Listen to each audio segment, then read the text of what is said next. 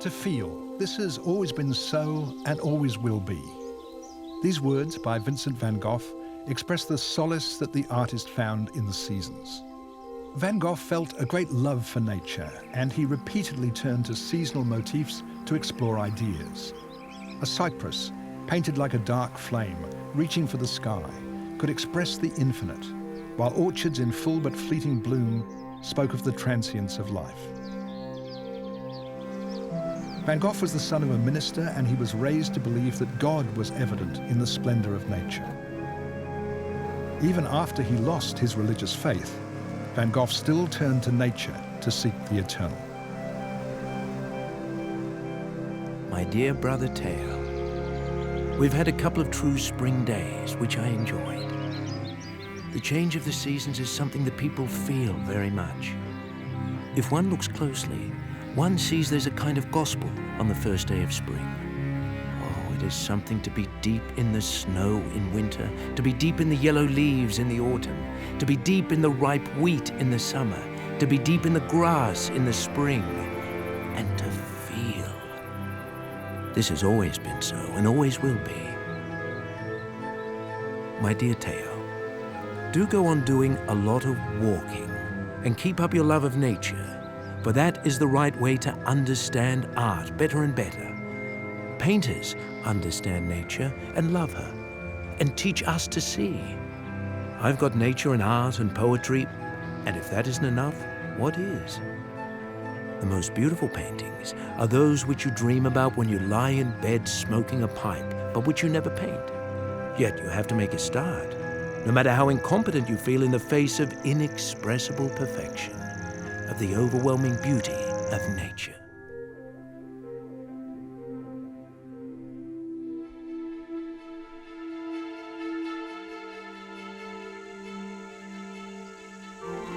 Midway through his career, Vincent van Gogh experienced an artistic awakening. As an emerging artist in Holland, Van Gogh became obsessed with creating somber pictures of peasants, like those of his hero, the French realist painter Jean-François Millet. For years, Van Gogh's brother, Theo, an art dealer, encouraged him to lighten his palette and get more sunlight into his pictures. This advice fell on deaf ears. It took a visit to Paris in 1886 and exposure to contemporary art to convince Van Gogh to adopt a bright palette and a more expressive style. In 1888, Van Gogh moved to Arles in the south of France. The bright sun and bold colours were a revelation. He described himself in a constant fever of work. My dear Theo, you see, I've never had such good fortune. Nature here is extraordinarily beautiful. Everything and everywhere. The dome of the sky is a wonderful blue. The sun has a pale sulfur radiance, and it is soft and charming, like the combination of celestial blues and yellows in paintings by Vermeer of Delft. It absorbs me so much that I let myself go without thinking about any rule. I can't tell you how thrilled I am with what I see. I'm getting on better here than I did in the north. I even work right in the middle of the day in the full sun with no shade at all, out in the wheat fields, and lo and behold, I'm as happy as a cicada. My God, if only I'd known this country at 25 instead of coming here at 35.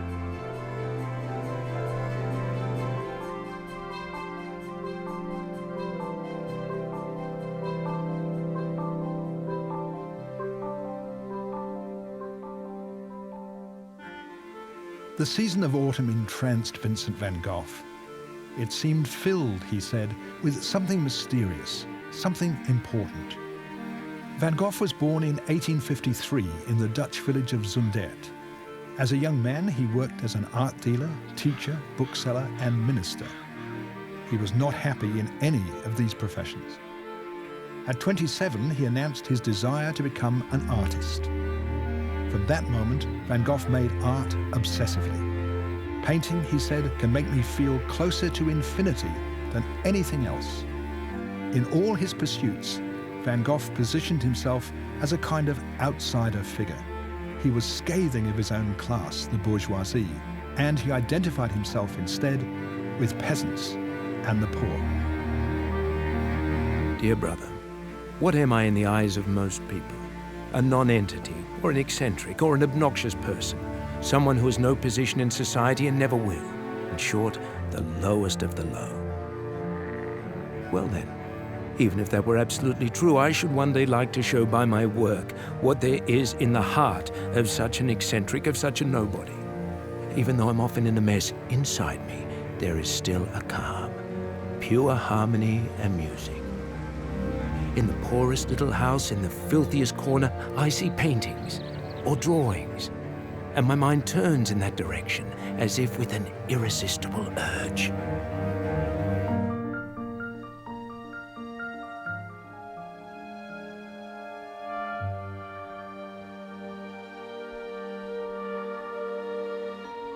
Vincent van Gogh's life was marred by feelings of loneliness. In his artworks, winter is often associated with melancholy and solitude. Van Gogh's loneliness was a consequence of his difficult temperament. He could be obsessive and quarrelsome. His lack of social graces and unkempt appearance often made people uneasy. His younger brother, Theo, remained his most steadfast companion. Theo saw two sides to his brother. One side was marvelously gifted, refined, and gentle, and the other selfish and unfeeling. Van Gogh's sense of isolation increased in 1888, the year he began to experience attacks of delirium. The first attack was precipitated by a fight with the artist Paul Gauguin, in which Van Gogh cut off his own ear with a razor.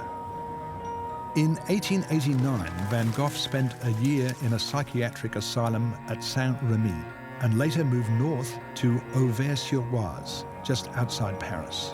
Between attacks, he continued to paint obsessively. My dear Theo, the cold spell we had last week was the most perfect part of this winter. The thawing of the snow today was almost more beautiful still. While I was ill, damp, melting snow was falling. I got up in the night to look at the landscape. Never has nature appeared so touching and so sensitive to me. I can well do without God in both my life and my painting, but suffering as I am, I cannot do without something greater than myself, something which is my life, the power to create.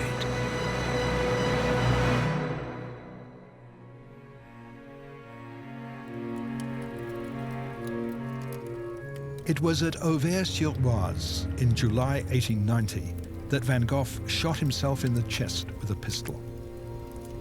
2 days later, at the age of 37, he died in Theo's arms.